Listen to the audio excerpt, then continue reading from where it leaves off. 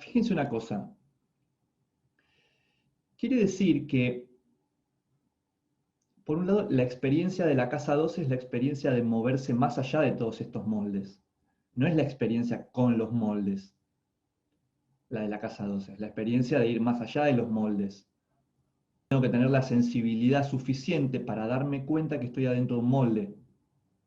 Cada energía tiene moldes para ser vivida. Quiere decir que si lo vemos de este modo,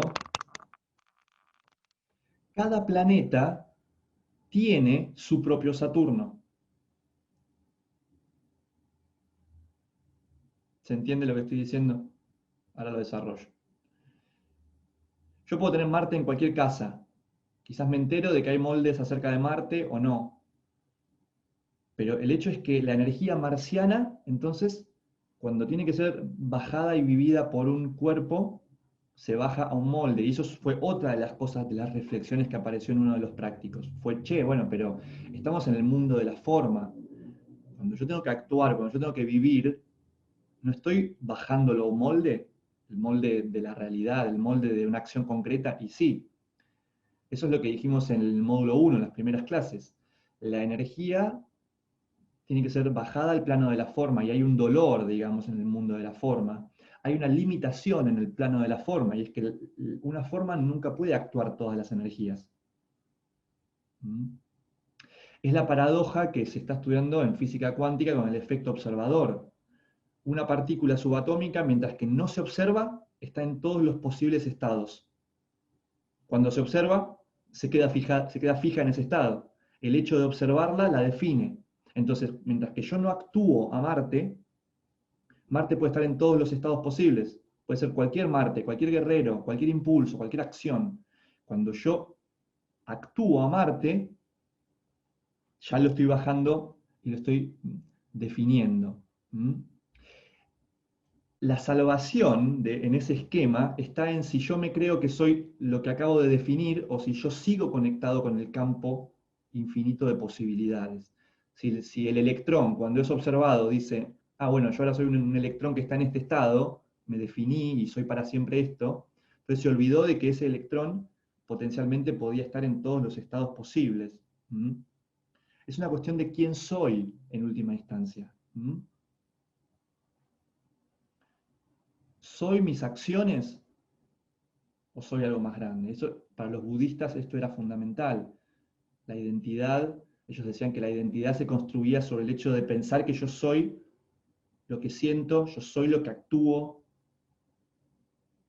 yo soy los contenidos que surgen en mi mente. Y esta es genial, ¿eh?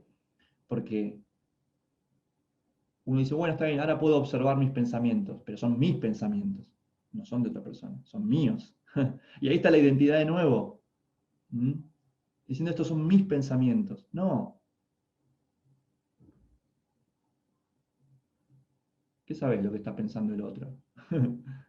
¿Cómo sabes que son tus pensamientos? Solo porque en otra mente no emerge lo mismo de la misma forma en el mismo momento.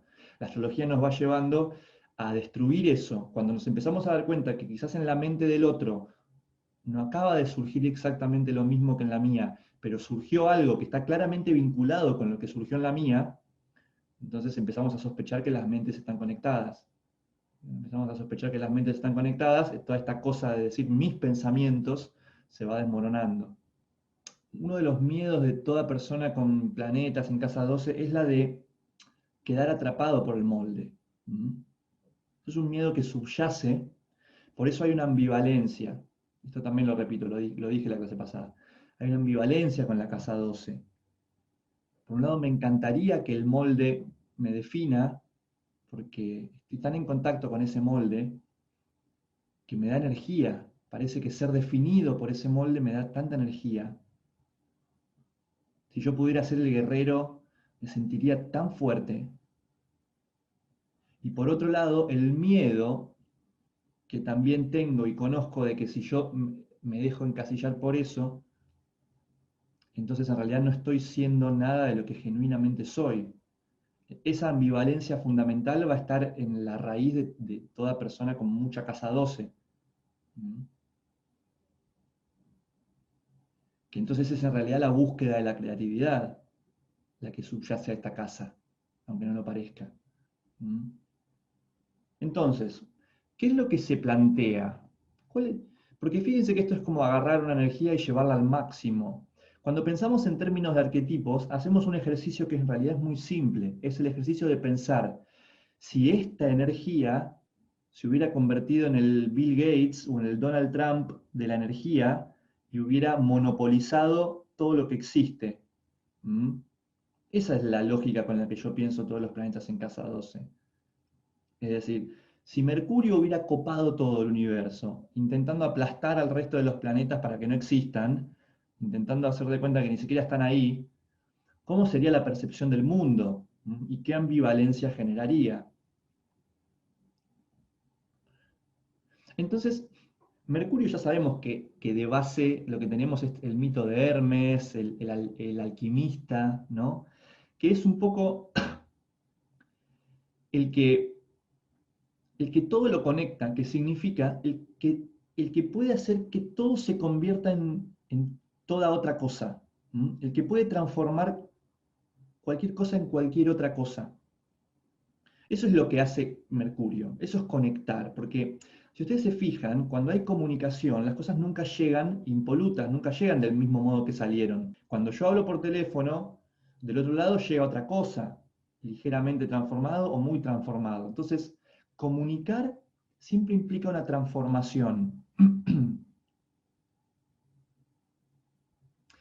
Y Mercurio en 12, entonces, es como si yo pudiera transformar todo en todo, como si todo se pudiera convertir, como dije, en toda otra cosa, en cualquier otra cosa.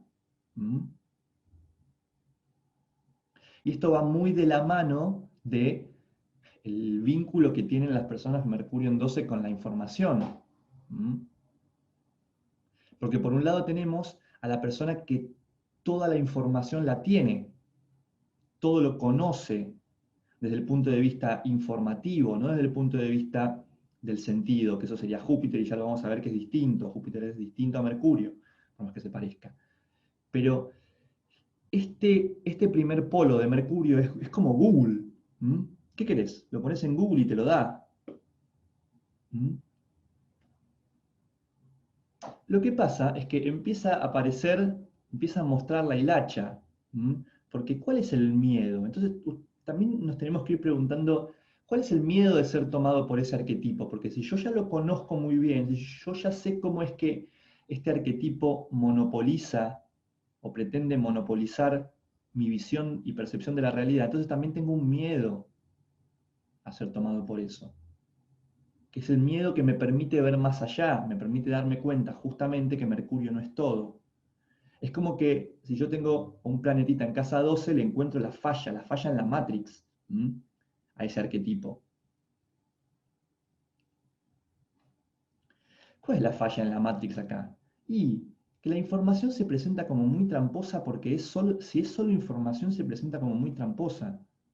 Yo siempre hago el mismo chiste. Abrimos Google, ponemos fumar hace bien, 1 millón de resultados. Fumar hace mal, 1 millón de resultados. O quizás, no sé. Fumar hace bien, 1 millón de resultados. Fumar hace mal, 3 millones de resultados. Bueno, ok. No sé bien cuál es la diferencia. ¿Mm? Y pasa, ¿no? Es lo que está sucediendo en la era de la información. Estamos en una época muy Mercurio en 12, porque cuando hay un exceso y una sobrecarga de información, lo que nos empezamos a preguntar es, ¿y esto es todo? ¿La información es la verdad? Eso es lo que se preguntaría Mercurio en 12. Yo llego a la verdad por conocer más información. Por un lado, Mercurio en 12 dice, por un lado sí, eso es el servicio que propone Mercurio en 12. Su campo energético es un campo que aporta conectividad, que empieza a hacer que me lleguen las informaciones que necesito. ¿Mm? Pero por otro lado dice, no, la mente intelectual, la mente racional, la enciclopedia, no me va a hacer más sabio.